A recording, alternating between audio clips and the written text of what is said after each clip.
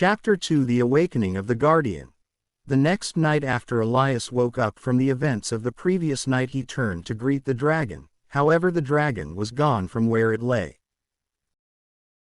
Worried, Elias hurried to pack everything from the night before. After he was done, Elias turned to Alara and woke her up. "Alara, wake up, the dragon is gone."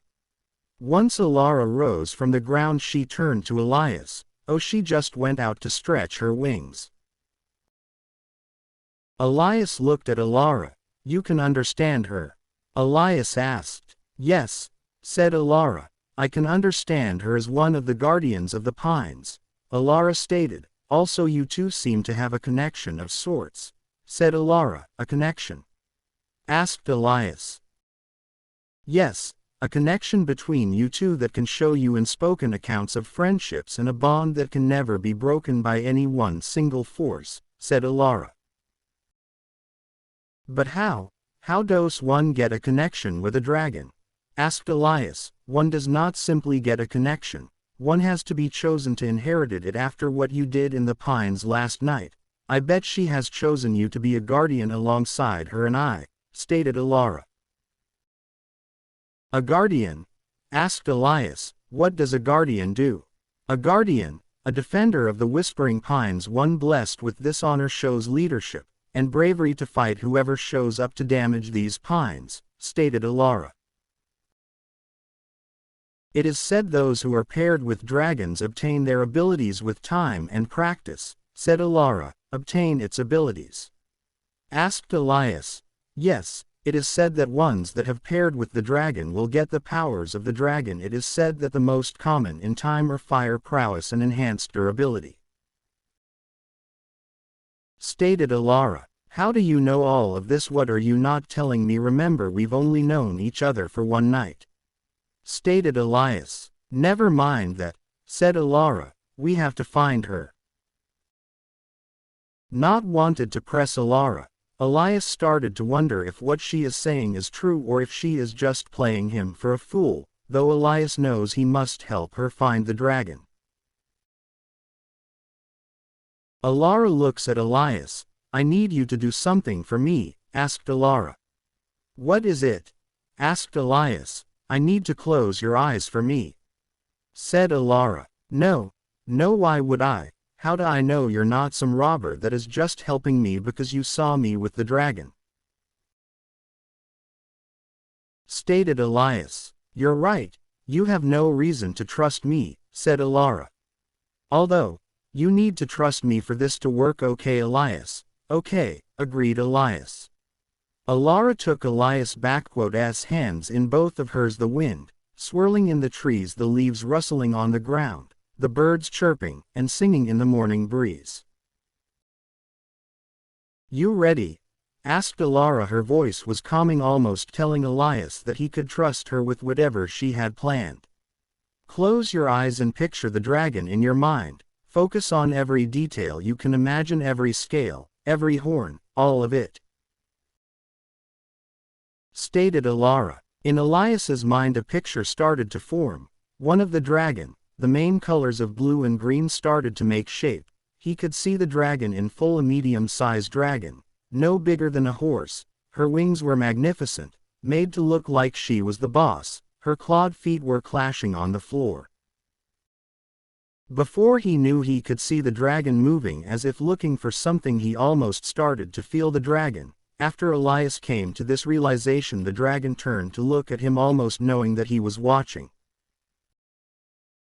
The minds of the dragon and Elias started to touch. Elias saw a word form in his mind. A word that he could almost reach out and touch it in his mind. "Lunara," said Elias under his breath. "Pardon me?"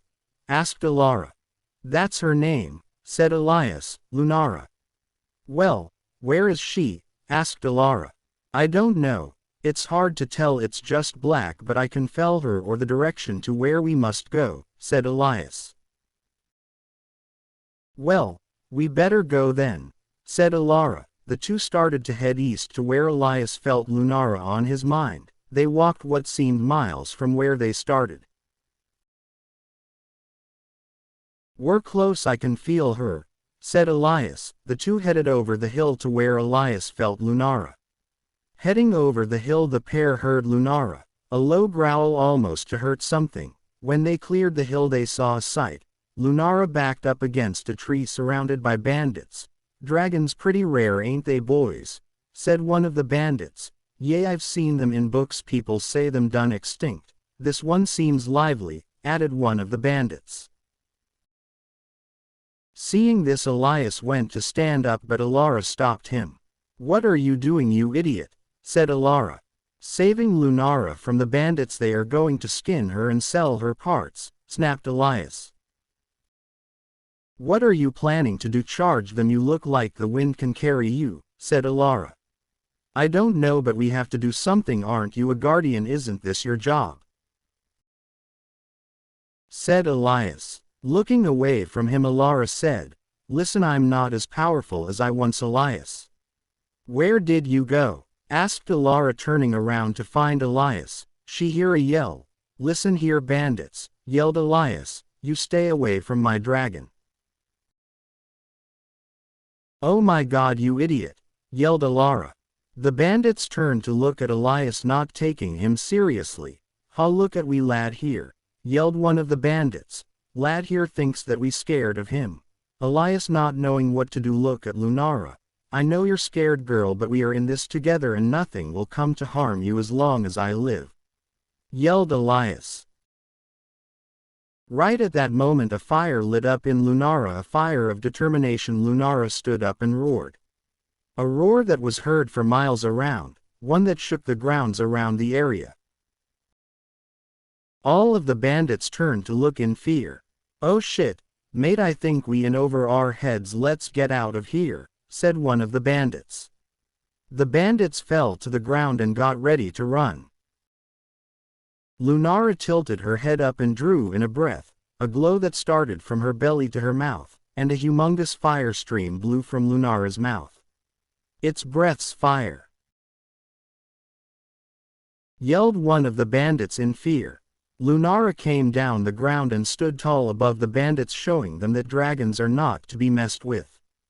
The bandits, hurt, burned and smoking, ran off. "We'll be back to get you, dragon, I swears it," yelled one of the bandits.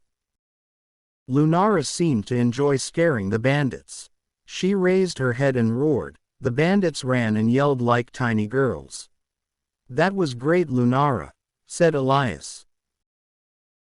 Lunara, weak from her performance, fell to meet the ground. "Whoa, easy girl," said Elias.